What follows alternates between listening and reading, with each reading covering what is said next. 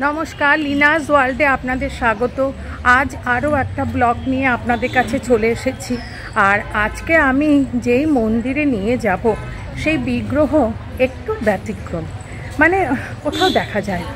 দেখুন, আমরা ছোটোর থেকেই পরিচিত যে বাবা মহাদেবের বুকের ওপর মা কালী দণ্ডায়মান,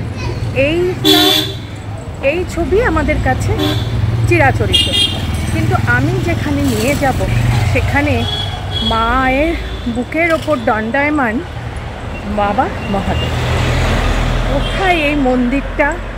মন্দির খোলা বন্ধের টাইমিং, মন্দির ভোগ প্রসাদ পাওয়া যায় না, কিভাবে পাওয়া যায় কি না, কীভাবে এখানে আসবেন, প্রত্যেকটি বিষয় জানাবো।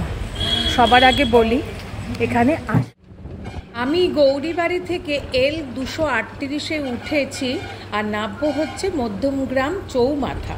এছাড়া আরও বাস যায়, আপনাদেরকে ডেসক্রিপশানে দিয়ে দেবো। আর যদি আপনারা ট্রেনে করে আসেন সেই ক্ষেত্রে মধ্যমগ্রাম স্টেশনে নেবে ওখান থেকে হাঁটা পথে মিনিট 5 থেকে 6, তা না হলে ওখান থেকে টোটো নিয়েও আপনারা যেতে পারেন। এই হয়েছে মধ্যমগ্রাম চৌরাস্তা চৌমাথা। দেখুন, আমি এপাশ থেকে এসেছি আর এপাশটা চলে যাচ্ছে বাদ। এই যে ওয়া মোমো দেখতে পাচ্ছেন, ওই সামনে দিয়ে আসলে হচ্ছে স্টেশন, আর এই বাঁ দিকটা হচ্ছে কলকাতার দিক দিয়ে যদি আপনারা আসেন, আর ডান দিকটা হচ্ছে বারাসাত। আর এই ওয়া মোমোর ঠিক অপোজিটে রাস্তা হচ্ছে বাদু রোড। চলুন আপনাদেরকে এই রাস্তা ধরে সোজা যেতে হবে। চলুন আপনাদের দেখিয়ে দিচ্ছি। এখান থেকে আপনারা অটো বা টোটো নিয়ে নিতে পারেন, কিন্তু মিনিট 2-3-এর রাস্তা। চলুন আপনাদেরকে দেখিয়ে দিচ্ছি। এই রাস্তা ধরে সোজা যেতে হবে।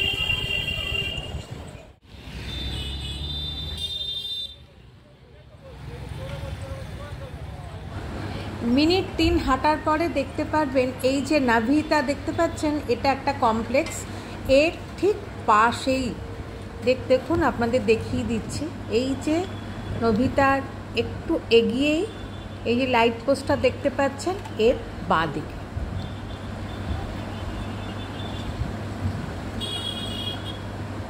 এই হয়েছে মহাকাল, শ্রী শ্রী বাবা মহাকাল মন্দির, বাদু রোড, 6 নম্বর ওয়ার্ড, কলকাতা 129।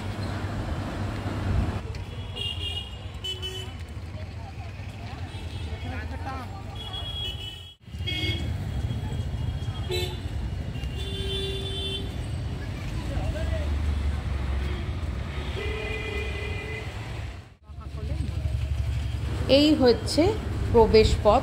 চলুন মন্দিরে প্রবেশ করি আর বাবার দর্শন করি। আর দেখুন, ঢোকার সামনের দিকেই দুপাশে খুব সুন্দর গাছ লাগানো, ফুলের গাছ। আর একদম সামনেই হচ্ছে বজরংবলী মন্দির।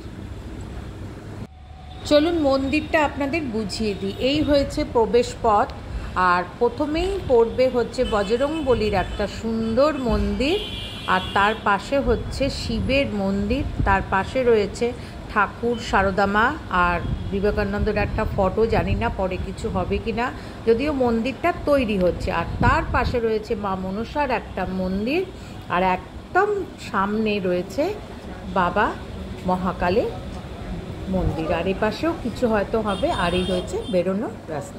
উঁচু শ্বেত পাথরের বেদির ওপর বিরাজ করছেন বজরংবলী। আর বজরংবলীর মন্দিরের চারপাশেও কিন্তু অনেক বজরংবলীর ফটো আছে। আর পেছনের দেওয়ালটা দেখুন কি সুন্দর আঁকা রয়েছে, দেখতে পাচ্ছেন। আর অপূর্ব সুন্দর বিগ্রহ বজরংবলীর। বজরংবলীর মন্দিরের পাশেই রয়েছে শিবের মন্দির, দেখতে পাচ্ছেন। প্রথমেই রয়েছে নন্দী মহারাজ, আর তার সামনেই রয়েছে কোষ্ঠী পাথরের শিবলিঙ্গ। আরও অনেক বিগ্রহ রয়েছে, দেখতে পাচ্ছেন। আর মন্দিরের ঠিক পাশেই রয়েছে একটা ফটো, যেখানে ঠাকুর, সারদা মা আর স্বামী বিবেকানন্দ ফটো রয়েছে। আর এই সামনেই হচ্ছে, দেখতে পাচ্ছেন, সেই ব্যতিক্রমী মহাকালের বিগ্রহ। আপনাদেরকে দেখাচ্ছি, তার আগে দেখাই বাঁ দিকে দেখুন মা মনসার খুব সুন্দর একটা মন্দির রয়েছে। আর মা মনসার অপূর্ব সুন্দর বিগ্রহ, আর তার পেছনেও রয়েছে একটা সুন্দর ফটো মা মনসার। চলুন এবার আপনাদেরকে মূল বিগ্রহ দর্শন করিয়ে দিই। আপনাদের বলছিলাম না ব্যতিক্রমী, চলুন দেখিয়ে দিই। মূল গর্ভগৃহে বিরাজ করছেন, দেখতে পাচ্ছেন আমরা চিরাচরিত দেখে এসেছি বাবা মহাদেবের বুকের ওপর মা কালী দণ্ডায়মান, কিন্তু এখানে দেখতে পাচ্ছেন মা কালীর বুকের ওপর বাবা মহাকাল দণ্ডায়মান। কি অপূর্ব মূর্তি, তাই না? খুব সুন্দর। আর পেছনের কালারটা দেখুন, কি মিষ্টি কালার। আরও এখানে অনেক বিগ্রহ আছে, আপনাদেরকে জানাচ্ছি। আচ্ছা, গর্ভগৃহের নিচে রয়েছে গণপতি বাপ্পার একটা সুন্দর বিগ্রহ, তার পাশে রয়েছে ছোট ছোট শিবলিঙ্গ, আর এপাশে রয়েছে তারামার একটা সুন্দর ফটো আর দুটো নারায়ণের ফটো। চলুন এবার পুরোহিত মশাইয়ের মুখে শুনে নিই এই বিগ্রহের ইতিহাসটা। হ্যাঁ, 1976 সালে এটা জঙ্গলে পরিপূর্ণ ছিল এই জায়গাটা। এখানে বাবা মা কাল রূপী একটি প্রতিকৃতি আমরা পেয়ে থাকি। সেটা ছিল ওই হনুমান মন্দিরের ঠিক ওইখানে সংলগ্ন জঙ্গল। এখানে বেশ কিছু মানুষ তারা দেখতে পায়, দেখতে পাওয়ার পরে জঙ্গল পরিষ্কার করে তারা ভেতরে ঢুকে দেখে বাবারই প্রতিকৃতি। তখন বাবাকে ওইখানেই ছোট্ট করে দরমা দিয়ে একটা ঘর বানিয়ে বাবারই ধূপ দ্বীপ দিয়ে ফল মিষ্টি দিয়ে পুজো দেওয়া শুরু করলো। পরবর্তীকালে 1977-এ এই বেদিটি উন্মোচন হয়। এই বেদির উপরে বাবার মন্দির স্থাপনা দিয়ে ছোট বিগ্রহের উপরে। তারপর 1979 সালে এই বড় মন্দির প্রতিষ্ঠিত হয়। সেই থেকেই মহাকাল মন্দির এখানে প্রত্যেক বছর 17ই চৈত্র 31শে মার্চ বাবার বাৎসরিক পুজো হয়ে যায়, কারণ ওই দিনই বাবাকে এখানে পাওয়া গিয়েছিল, ওই 17ই চৈত্র। সেই ধরেই এখানে বাৎসরিক পুজোটা হয়। আর বিভিন্ন রকম ক্রিয়াকর্ম এখানে করা হয়, যেমন মাঙ্গলিক দোষ, গুরুচণ্ডাল দোষ, কালসর্প যোগ ক্রিয়া, গ্রহ দোষ, বিবাহ, অন্নপ্রাশন, উপনয়ন, সব কিছু ক্রিয়াকর্ম এখানে হয়ে থাকে। এছাড়াও এখানে মনসা পুজো, সিদ্ধিবিনায়কের গণেশ চতুর্থীর পুজো, শিবরাত্রিরে বাবার শিব পুজো, নীল পুজো, শিবরাত্রির পুজো, শ্রাবণের শেষ সোমবার বাবার উৎসব এবং পুজো, প্রতিকূলের কাজকর্ম এখানে হয়ে থাকে। প্রত্যেক অমাবস্যা এখানে সন্ধ্যে 6টায় পুজোয় বসা হয় এবং ভোগ রাত হোম যজ্ঞ সব কিছু করা হয় প্রতি অমাবস্যায়। এটা বন্ধ নেই, এটা প্রত্যেক অমাবস্যাই হয়ে থাকে। আর মন্দিরটা খোলা বন্ধের টাইমিং? মন্দির খোলা থাকে হচ্ছে সকালে 11টা থেকে 1:30টা, বিকেলে সন্ধ্যে 6টা থেকে রাত্রি 8টা। আর ভক্তরা যদি পুজো দিতে চায় ওই মধ্যেই আসতে হবে? আর এখানে কি ধরুন অনেক দূর থেকে ভক্তরা আসলে ভোগ প্রসাদ বা কিছু? হ্যাঁ, সব কিছুই করা হয়, সেক্ষেত্রে আগে থেকে বললে পরে করে রাখা হয়। আচ্ছা, তার জন্য কি এখানে এসে আপনাদের বলতে হবে নাকি কোনো ফোন? আগে ফোন নাম্বার দেওয়াই আছে, ফোন নাম্বার যাদের হোয়াটসঅ্যাপে আছে তারা ফোন নাম্বারে ফোন করে আগামী কজন আসবে? আচ্ছা, আর বাবা কি নিরামিষ নাকি? না, আমাদের কমপ্লিট নিরামিষ, এখানে কোনো রকম আশভোগ ওঠে না। আচ্ছা, বাবা পরম বৈষ্ণব। হ্যাঁ, যার জন্য বাবার এখানে আমাদের এখানে ফল প্রসাদ ভোগ রাখ। আচ্ছা, এখানে কোনো আর কোনো কিছু আসন্ন হয় না। আর আরতিগুলো কখন কখন হয়? সন্ধ্যে 7টায়। না, সন্ধ্যেবেলা। আর সন্ধ্যে 7টায়, এই থেকে একবারই হয় দিন। আচ্ছা, নমস্কার। আচ্ছা, শুনতে পেলেন পুরোহিত মশাইয়ের মুখে ইতিহাসটা। আর দেখুন মন্দিরটা কিন্তু নতুন করে তৈরি করা হচ্ছে। সামনেই দেখতে পাচ্ছেন উঁচু ভিত্তিপ্রস্তরের ওপর অবস্থিত, আর হচ্ছে সামনের দিকে 4টে পিলার, আর এপাশেও অনেকগুলো পিলার দেওয়া হয়েছে। আর ভক্তদের বসারও জন্য ব্যবস্থা করা আছে।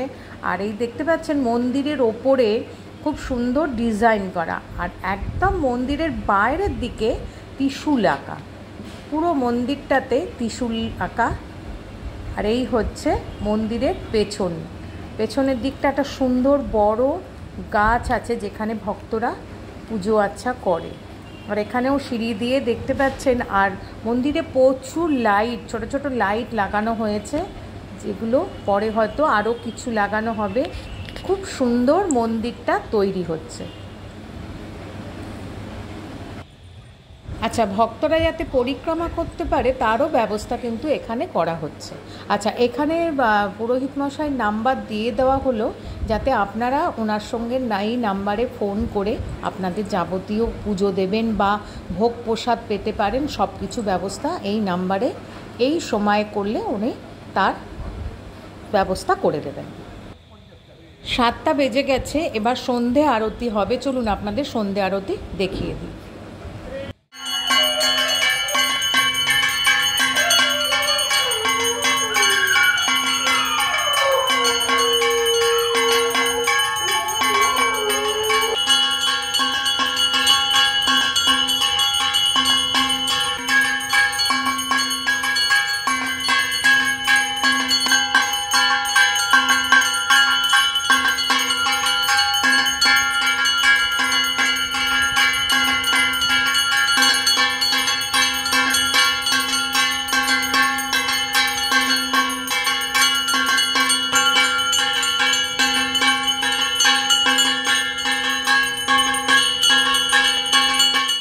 নমস্কার করে বাড়ির দিকে একটা শান্তি নিয়ে বাড়ির দিকে রওনা হলাম।